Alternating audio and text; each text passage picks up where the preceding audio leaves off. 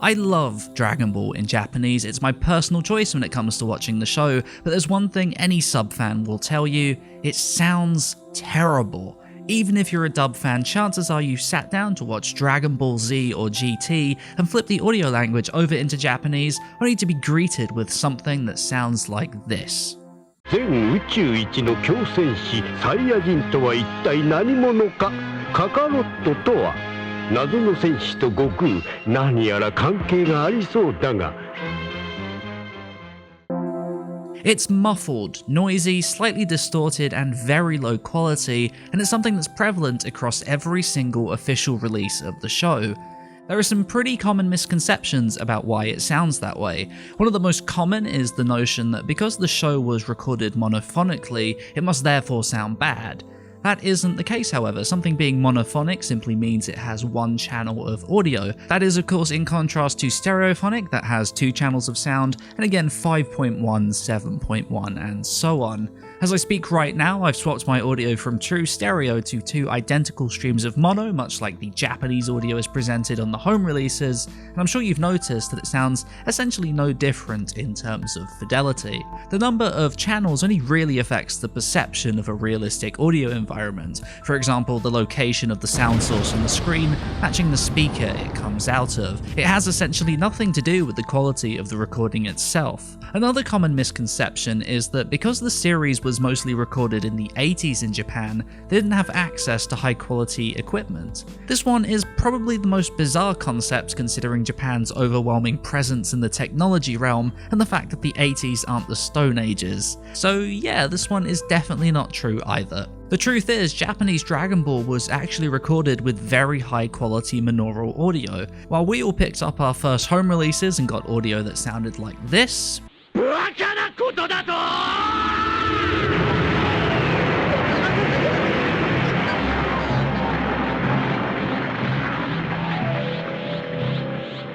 の俺にはそれが全てだ魔人ブーのことなどどうでもいいこいつは俺の強さを超えやがった There existed an audio cassette of episodes that showcased that the sound is perfectly capable of quality like this. バカなことだと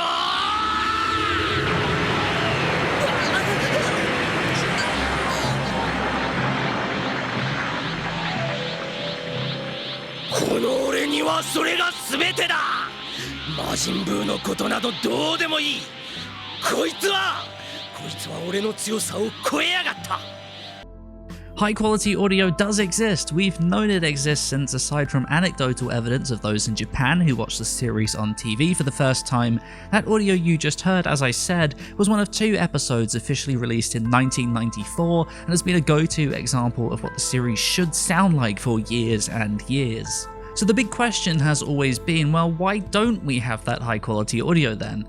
Unfortunately, there isn't a concrete answer to that question with actual hard evidence to back it up, but based on confirmed trends from other shows within the same era, and the fact that they chose to re-record everyone for Kai, it appears that Toei either threw away or wiped their master materials following the broadcast. To us in 2017, that sounds entirely ridiculous and totally boneheaded, and to an extent it absolutely is, but I think it's important to understand why they would do such a thing.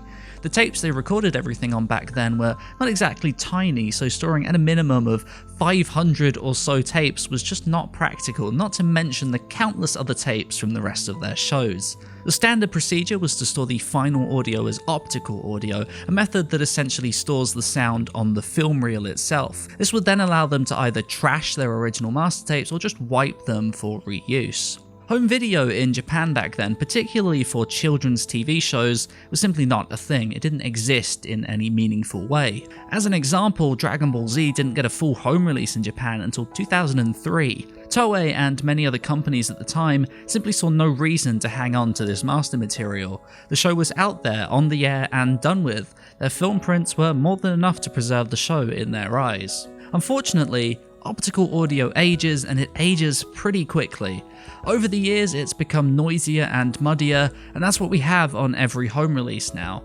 Funimation's recent Blu-rays attempted to cut out the noise and remove some of that muffle through equalization, but it's a patchwork fix and not at all a replacement for the real deal. カカロットじゃない。何者だ貴様。この俺様に用でもあるのか。お前などに用はない。じゃあ何しにここへ来た。カカロットじゃない。何者だ貴様。この俺様に用でもあるのか。お前などに用はない。じゃあ何しにここへ来た。カカロットじゃない。何者だ貴様。この俺様に用でもあるのか。お前などに用はない。じゃあ何しにここへ来た。Thankfully, fans exist, and fans are crazy. Many Japanese viewers back in the day recorded huge batches of the original run on VHS, and over the years, certain hardcore fans have managed to gather the entirety of Dragon Ball Z, and possibly more, creating a near-complete collection of audio that has now been dubbed the much-sought-after original broadcast audio. It sounds pretty damn great. Here is a comparison. 俺は地球から貴様を倒すためにやってきたサイヤ人。俺は地球から貴様を倒すためにやってきたサイヤ人。穏やかな心を持ちながら激しい怒りによって目覚めた伝説の戦士。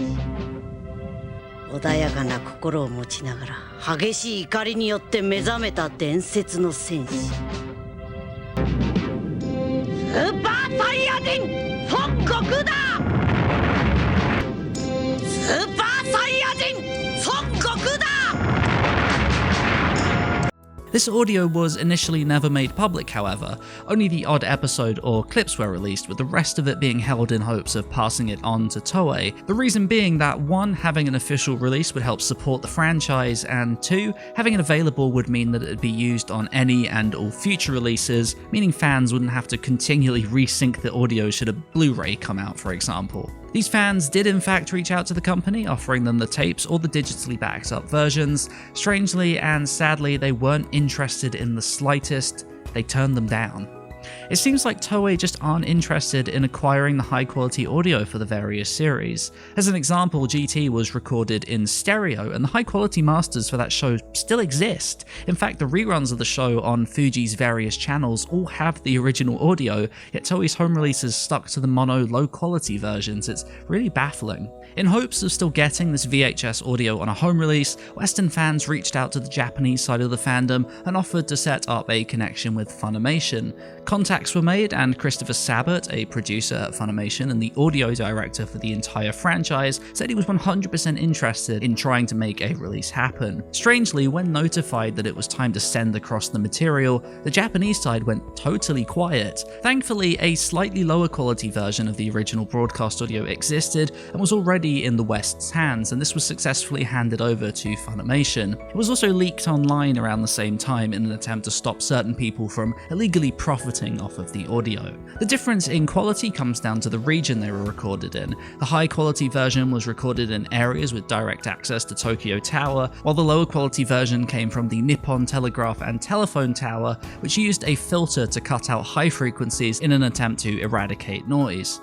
While this lower quality version is still a huge step above the current official offerings, it doesn't have quite the same full sound as the Tokyo Tower offerings. After almost 10 years since these tapes were first discovered, this audio is now out there in the public. It's in the hands of Funimation and will hopefully see the light of day in an official capacity at some point in the future.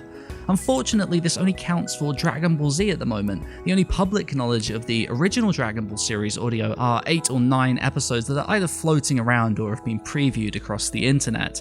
It's unclear whether the entire series exists, as that series is of course much older and aired during a time where VHSs weren't quite so commonplace. For fans of the original language, having Z and GT publicly available alone feels like a big win in and of itself. We can now enjoy the series with audio close to the original intent, and it opens up the series to fans who were initially put off by how dated the deteriorated optical audio sounded. The dream is to now have an HD release of the series with accurate colours synced up to this newfound audio.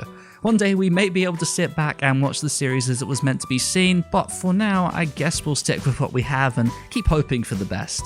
Thank you so much for listening. This is a subject I've been following pretty closely for many years, so it's quite nice to be able to give a brief overview of what's led to this point. I hope you enjoyed it, found it interesting or informative. Be sure to rate the video and let me know what your thoughts are on the subject down in the comment section. If you're a dub fan, is this something that might convince you to give the original series a try? Be sure to subscribe for more behind the scenes content, animation breakdowns, and so on and so forth. And of course, I will see you next time.